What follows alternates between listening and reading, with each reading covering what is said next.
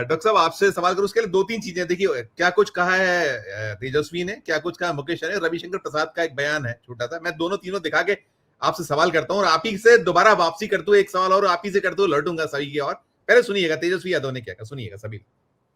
आप लोगों ने हम पे जताया है उस उम्मीद पर हम जरूर खड़े उतरेंगे और मिल करके जो डबल इंजन की सरकार है, एक इंजन भ्रष्टाचार में है, एक इंजन अपराध में है, ऐसी 20 साल पुरानी निकम्मी सरकार को हम लोग उखाड़ करके फेंकेंगे। ठीक कहा अशोक गहलोत जी ने कि भाई हमारा तो जॉइंट प्रेस कॉन्फ्रेंस भी हो गया, इससे पहले कई राउंड हम लोग साथ भी बैठे, लेकिन हम लोगों ने नीतीश जी के साथ जो है, जो अन्याय हो रहा है एनडीए में, एक बार भी कोई भी जॉइंट प्रेस कॉन्फ्रेंस जो है नहीं की गई है और ना ही ऑफिशियली रूप से मुख्यमंत्री का चेहरा घोषित किया गया है। तो हम लोग तो शुरू दिन से ही कह रहे थे कि भाजपा के लोग नीतीश जी को दोबारा मुख्यमंत्री नहीं बनाएंगे और इस पे और किसी ने मुहर नहीं लगाया है, बल्कि अमित शाह जी ने एक बार नहीं कई बार इस बात को बोला है कि विधायक दल की जो संख्या होगी वो तय करेगा। लेकिन अमित शाह जी से हम जानना चाहेंगे, इस बार आप ये बात कह रहे हैं, पिछले बार तो ये बात नहीं थी।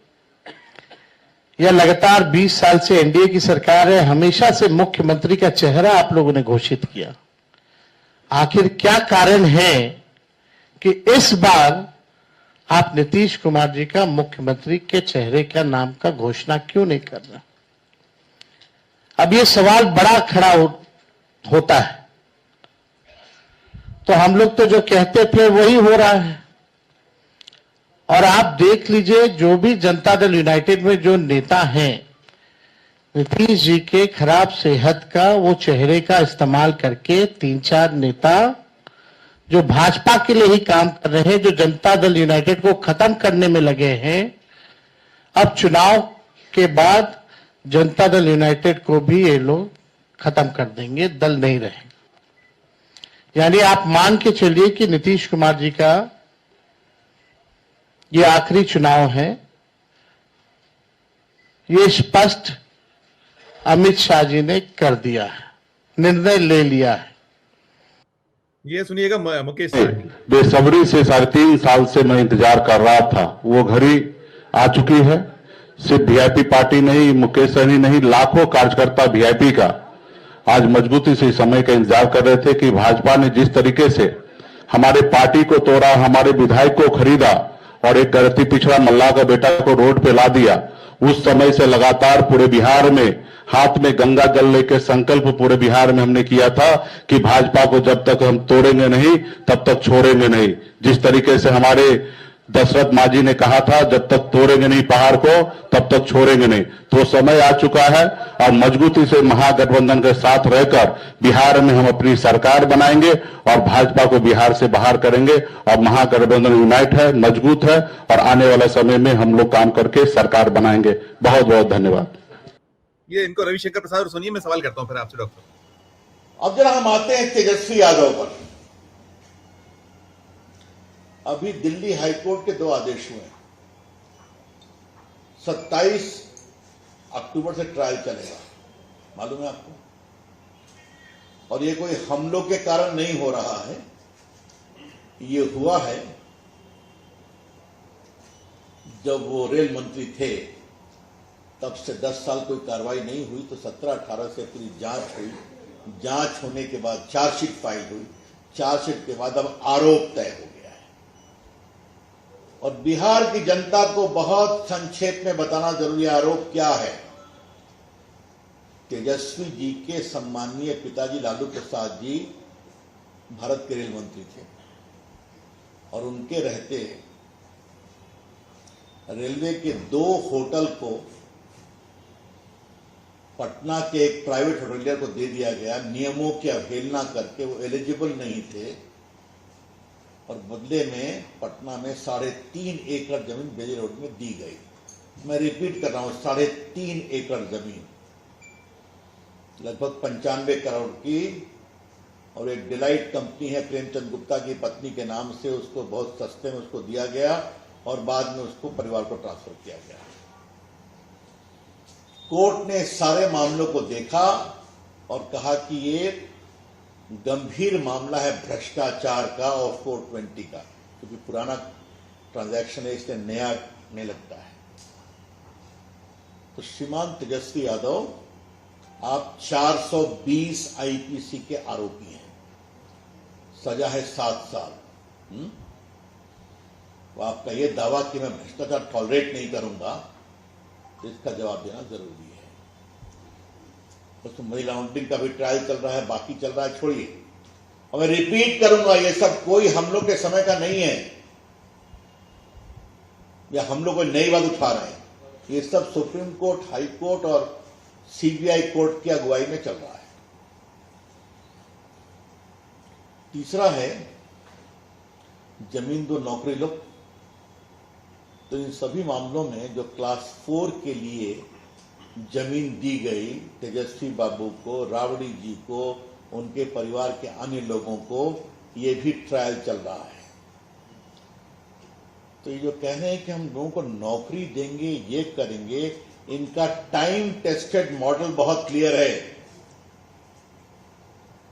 होटल लो, जमीन दो, नौकरी लो, जमीन दो। तो बिहार वासियों, आप सावधान रहिए। ये जो 2,60,00,000 बिहार के हाउस होल्ड हैं, जिसको ये परमानेंट नौकरी देने की बात कर रहे हैं, तो जो इनका बैकग्राउंड है, तो वो आपकी पूरी खाट खड़िया खड़ा कर देंगे। इनका कोई भी काम बिना भ्रष्टाचार के नहीं होता, और इस सबों के सबूत मैं दे रहा हूं। ट्रायल चल रहा है, कोर्ट ने बहुत गंभीर और तल्ख टिप्पणी की है। मैं ये जानना चाहूंगा डॉक्टर साहब, आपने मूव तो बाकी सबको सुन लिया, ये गड़े मुर्दे, अब जिस तरीके का एक स्थिति है, बिहार का रण जो सजा हुआ है, जो कुछ है, बचा पाएंगे भारतीय जनता पार्टी को? इससे बच पाएगा? कुछ नया नहीं लाना पड़ेगा, कुछ और नहीं खोजना पड़ेगा? और जो जवाब मांगा जा रहा है कि अब आप बताइए आपका नेता कौन। और देखिए, अगले बरस 5 राज्य हैं, चाहे वो पश्चिम बंगाल हो या असम हो या ऐसे राज्य हो, फिर 27 उत्तर प्रदेश, बहुत कुछ है। और ये एक अच्छा मूव है, शायद इंडिया ब्लॉक यहां से बहुत कुछ, यदि यहाँ ये बिहार कुछ सुनिश्चित करता है तो आगे की दशा दिशा बहुत कुछ है। सब पर आपकी राय, आपकी प्रतिक्रिया डॉक्टर साहब। देखिए, रविशंकर प्रसाद जी का जो बयान है, मुझे जब मैं सुन रहा था तो मुझे चंद्रशेखर जी से अपनी हुई एक मुलाकात, तकरीबन 20 साल से पहले की मुलाकात याद आ गई। मैं युवा था, कोई चुनाव था, चंद्रशेखर जी ने पूछा कि तुम लोग तो बहुत राजनीति देखते हो, चुनाव में क्या मुद्दा रहेगा? तो मेरे मुंह से निकला भ्रष्टाचार। चंद्रशेखर जी मुस्कुराए, अपनी गहरी आंखों से देखा उन्होंने और धीरे से बोले, पागल हो, इस देश में भ्रष्टाचार मुद्दा नहीं बनता, यहां दूसरे का भ्रष्टाचार मुद्दा बनता है। ठीक। तो रविशंकर प्रसाद जी जब भ्रष्टाचार की बात कर रहे थे और उन मुकदमों का जिक्र कर रहे थे, तो ऐसा भारतीय जनता पार्टी के राज में भ्रष्टाचार की कहानियां, बस इतना ही फर्क है कि मुकदमे या छापे नहीं पड़ रहे हैं, कहानियां तो हैं, गवाहियां भी हैं। इसमें ध्वनि, इसमें डॉक्टर साहब ये भी ध्वनि थी कि ईडी भी है, सीबीआई भी है, कहीं है आगे आगे कहीं उसमें वो बीजेपी के लोगों पर नहीं, आरोप है, गवाहियां हैं, घटनाएं हैं, कहानियां हैं, मुकदमे नहीं है। तो अब तो सवाल, तो इसलिए मुझे नहीं लगता कि बिहार जिस मोड़ पे खड़ा है, और दूसरी बात यह है कि देखिए, तेजस्वी हो या अखिलेश यादव, भारतीय जनता पार्टी को इनके पूर्ववर्तियों का एक इतिहास रहा है, एक लेवल चिपका हुआ है। मुलायम सिंह के ऊपर MY का लेवल है, लालू यादव के ऊपर जंगल राज का लेवल है। लेकिन नई पीढ़ी क्या बदलाव कर रही है वो या उसको ध्यान में लाना नहीं देना चाहते, उनकी रणनीति है। और ठीक है, अपनी अपनी रणनीति होती है सबकी, तो वो ले जाते हैं वहीं घुमा के, वो ले जाएंगे, ये सबको पता है। अब ये ठीक बात है कि जमीन के बदले नौकरी का घोटाला मुकदमा है, लेकिन इस बार जब तेजस्वी यादव मंत्रिमंडल में थे और उस बीच में जो नौकरियां दी गई बड़े पैमाने पे, उसमें क्या भ्रष्टाचार का कोई आरोप लगा? नहीं। तो चीजें जनता के सामने आएगी, दोनों तरफ से आएंगी और वो कैसे करेंगे, लेकिन ये परवान नहीं चढ़ेगा मेरे को अभी इसका लग रहा है, क्योंकि बिहार की राजनीति में जो ग्राउंड है उसमें ये चीजें चलेंगी नहीं। एक दूसरी बात मैं जिक्र करना चाहता हूं, जो जिस प्रेस कॉन्फ्रेंस को मास्टर स्ट्रोक की चर्चा हो रही थी और उसमें मत और विमत दोनों था, मुझे एक मास्टर स्ट्रोक इसमें दिखाई दिया। मैं तेजस्वी के नाम को मास्टर स्ट्रोक नहीं मान रहा हूं अभी, वहां पर मैं दीक्षित जी से सहमत हूं, लेकिन उसके बीच में एक लाइन थी, मुकेश साहनी के अलावा और मुख्यमंत्रियों की स्ट्रोक वो है डिप्टी सीएम्स और डिप्टी सीएम्स और डिप्टी सीएम्स और डिप्टी सीएम दलित, मुस्लिम या दूसरी ओबीसी जातियां। तो जो जातीय गोल समीकरण की बात है, जो वहां पर वो मैसेज करेगा, क्योंकि देखिए कांग्रेस ने राजेश राम को बनाया प्रदेश अध्यक्ष, दलित समाज से आते हैं, तो एक मैसेज है। अब अगर ये स्कोप भी खुल गया कि एक डिप्टी सीएम भी आएगा, तो वो वोटर ब्लॉक जो है वो किस तरह से सोचेगा। दूसरा, आज की तारीख में ये ठीक है कि आरजेडी और कांग्रेस के पास ही वहां का अल्पसंख्यक वोट बैंक है इन मेजॉरिटी। नीतीश कुमार के पास हुआ करता था, लेकिन वो शायद बिखरा है वक्फ और बीजेपी के साथ जाने से। लेकिन उस दौर में जब मुसलमानों को अछूत बना दिया गया है राजनीतिक परिदृश्य में, और जैसे ही ये होता है कि 10 मुसलमानों को टिकट दिया गया, वैसे ही मान लिया जाता है कि वो मुस्लिम तुष्टीकरण हो रहा है। वहां ये भरोसा क्या उस समाज में नहीं जाएगा कि हमारी वापसी हो रही है? बिल्कुल। तो मैं इन लाइनों को ज्यादा अंडरलाइन कर रहा हूं वहां पे। अब सवाल रहा बिहार के चुनाव के निहितार्थ का। बिहार के चुनाव का निहितार्थ सिर्फ बिहार में नहीं है, ठीक बात है, और राज्यों के ऊपर तो जो असर पड़ना है वो पड़ेगा, लेकिन सबसे बड़ा असर भारतीय जनता पार्टी के केंद्रीय संगठन के ऊपर और केंद्रीय नेतृत्व पे पड़ेगा। ठीक। या तो वो मजबूत हो जाएगा और नहीं तो वो बहुत कमजोर हो जाएगा। बहुत सही है। और इस वक्त जब राष्ट्रीय अध्यक्ष की घोषणा के लिए संघ और भाजपा के बीच में, भाजपा क्या संघ और मोदी शाह के बीच में जो सीसा चल रहा है, जो बैलेंसिंग द बीम चल रही है, उसमें फिर संघ बहुत भारी पड़ेगा। ठीक है। और वहां से इस रिजीम के लिए, इस पूरे रिजीम के लिए खतरा पैदा होगा, क्योंकि वो चुनाव हारते ही जेडीयू की बैसाखी, एक बैसाखी खत्म होगी, और उसके बाद चंद्रबाबू नायडू कोई वैचारिक कमिटमेंट तो है नहीं, निश्चित। तो क्या होगा मैं उसको नहीं देखता। ठीक। राज्यों के लिए मैसेज है। देखिए, बंगाल में बीजेपी कुछ भी करके देख चुकी, सब कुछ करके देख चुकी, बंगाल फॉल नहीं हुआ। ठीक है। असम की हालत बहुत ज्यादा खराब है। मेन स्ट्रीम मीडिया टीवी भले ना दिखाए, लेकिन जो वहां की खबरें हैं वो बीजेपी के लिए और हेमंता बिश्व शर्मा के लिए कतई ठीक नहीं है। और खास तौर पे अडानी को दी जाने वाली जमीनों का मामला जहां तक है, और जिसके खिलाफ ट्राइबल बोडो लैंड में जो रैली निकली थी, उसको याद करने की जरूरत है। तो और उत्तर प्रदेश तो डबल इंजन कैसे लड़ रहा है, पिछले 5 दिनों में हमने देखा। बहुत अद्भुत संघर्ष। अयोध्या में दीपोत्सव मैं जिक्र करना इसलिए चाहता हूं कि फिर ये आगे की राजनीति में बड़ा काउंट करेगा। 27 मैंने पूछा है आपसे। जी कि अयोध्या में दीपोत्सव का रिकॉर्ड तोड़ कार्यक्रम साल दर साल हो रहा है, लेकिन इस बार दीपोत्सव के कार्यक्रम के सुबह सुबह 3 प्रोग्राम कैंसिल हुए। गवर्नर का प्रोग्राम कैंसिल हुआ और दोनों डिप्टी सीएम के प्रोग्राम कैंसिल हुए। दोनों डिप्टी सीएम के प्रोग्राम्स के प्रोटोकॉल हम लोगों के पास भी आ चुके थे, मूवमेंट कहां होगा। क्यों हुआ? क्योंकि अखबारों के पहले पन्ने पे एक विज्ञापन छपा दीपोत्सव को लेके, जिसमें मुख्यमंत्री के अलावा किसी का नाम नहीं था, स्थानीय नेता और पर्यटन मंत्री को छोड़ के। तो आनंद फानन में पहले केशव मारिया का प्रोग्राम कैंसिल होने की खबर आई, उसके बाद ब्रजेश पाठक की खबर आई, फिर ये आगे गवर्नर साहब तो जाना ही नहीं था। तो क्या ये टकराहट नहीं है?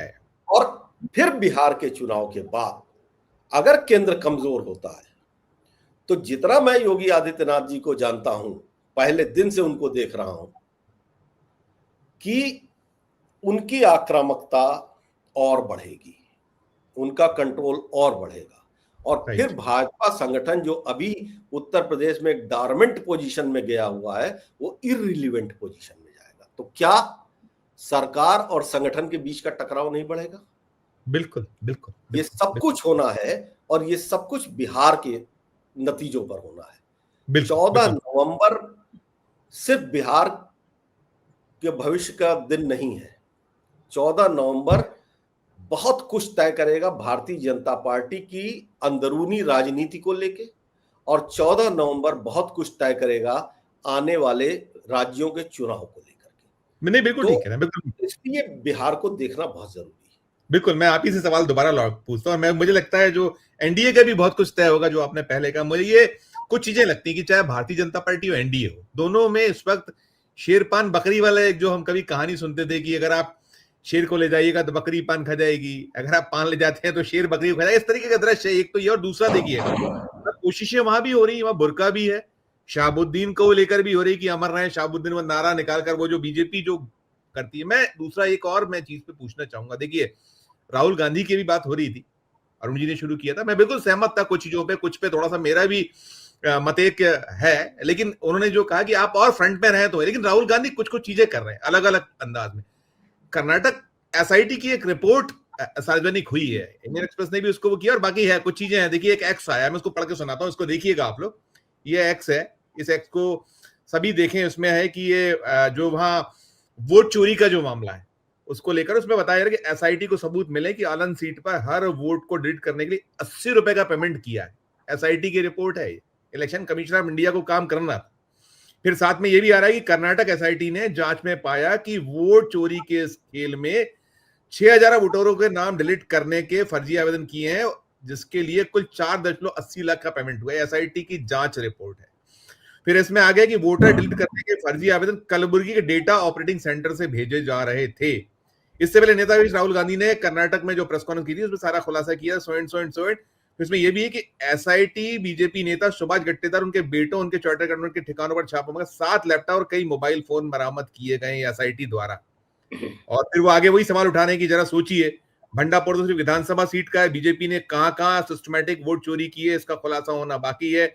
बीजेपी वोट चोरी, लोकतंत्र सीधा हमला, जहां गरीबों के वंचितों के अधिकारों को छीने जा रहा है, उनकी आवाज दबाई जा रही है। लेकिन अब और नहीं, बीजेपी की वोट चोरी और चुनाव धांधली का सच पूरे देश के सामने आ चुका है। जनता इनकी नीयत समझ चुकी, करारा सबक सिखाएगी।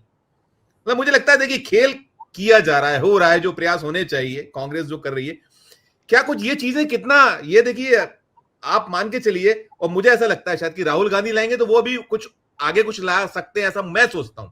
आपकी अपनी राय।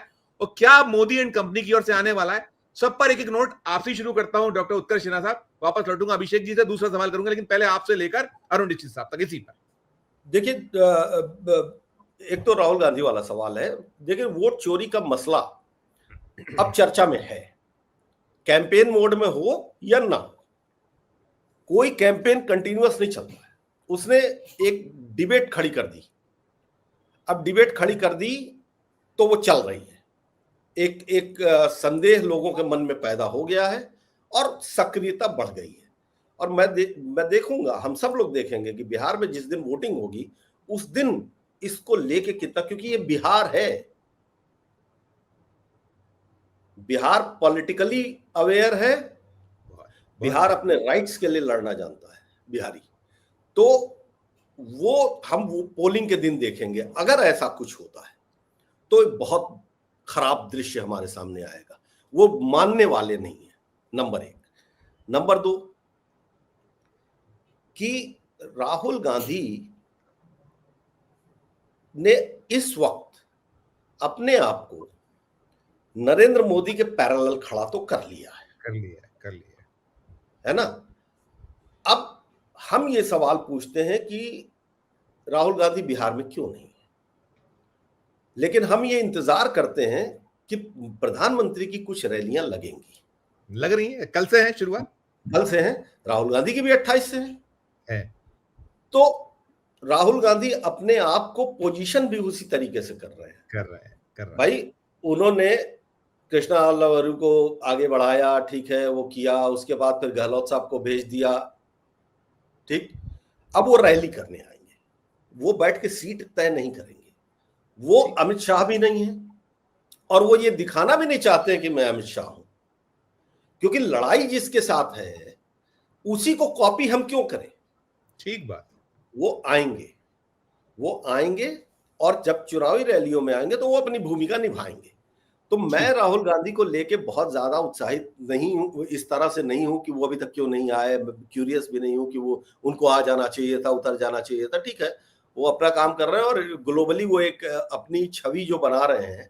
भाई हमारे देश में माना जा रहा है कि भाई प्रधानमंत्री ये नहीं तो वो, लेकिन राहुल गांधी को अगर गौर से आप ट्रैक करिए तो वो इस वक्त स्टेट्समैन इमेज की तरफ जा रहे हैं।